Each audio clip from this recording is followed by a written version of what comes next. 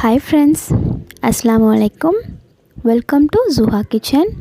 இன்றைக்கி நம்ம Zuha Kitchenல ஒரு ரைஸ் ரெசிபி, வெரைட்டி ரைஸ் புளி சாதம் எப்படி செய்கிறதுன்னு பார்க்க போகிறோம். புளி சாதம்னாவே எல்லாத்துக்குமே பிடிக்கும், பிடிக்காதவங்களே இருக்க மாட்டாங்க.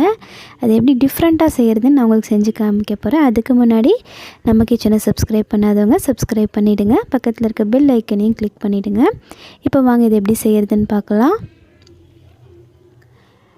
இதுக்கு நான் ரைஸை வடித்து வச்சுருக்கேன். இந்த ரைஸ்க்கு தேவைப்படுற அளவுக்கு தேங்காய் பால் திக்காக எடுத்திருக்கேன். அதே மாதிரி புளி லெமன் சைஸ் புளி எடுத்து இந்த தேங்காய் பால்லே ஊற வச்சிடலாம், வாஷ் பண்ணிவிட்டு.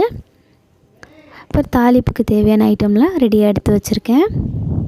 இப்போ ஒரு கடாயில் 2-3 ஸ்பூன் ஆயில், 1 ஸ்பூன் கடுகு சேர்த்துட்டு நல்லா பொரிய விட்டுடலாம். கடலைப்பருப்பு சேர்த்துக்கலாம். அப்புறம் கருவேப்பிலை, காஞ்ச மிளகா இதெல்லாம் சேர்த்து நல்லா தாளிச்சிடலாம். தாளிச்சிட்டு நம்ம எடுத்து வச்சுருக்கோம் இல்லையா, அந்த தேங்காய் பாலில் புளி ஊற வச்சு அதை கரைச்சி இந்த ஆயிலில் சேர்த்துடலாம்.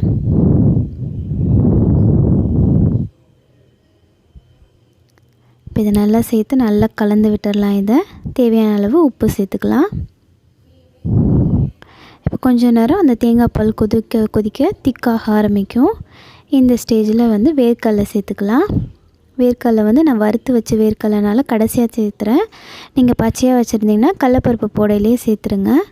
இப்போ நம்ம வடித்து வச்சுருக்க சாதத்தை இந்த புளி கரைசலில் போட்டு நல்லா மிக்ஸ் பண்ணிடலாம். இந்த மாதிரி நல்லா கலந்து விட்டுருங்க.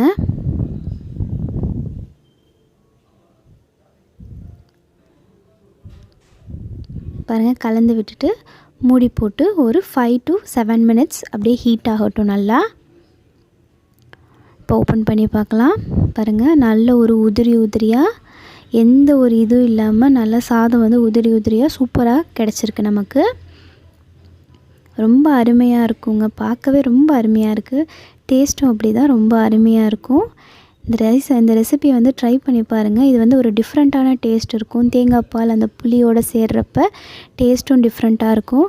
இந்த மெத்தடில் கண்டிப்பாக ட்ரை பண்ணி பாருங்கள். இதை ட்ரை பண்ணி பார்த்துட்டு எப்படி வந்துச்சுன்னு கமெண்ட் பண்ணுங்கள். உங்கள் ஃப்ரெண்ட்ஸ்க்கெல்லாம் ஷேர் பண்ணுங்கள்.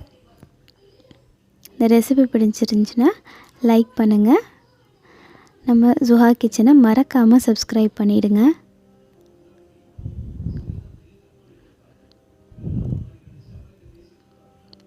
Bye.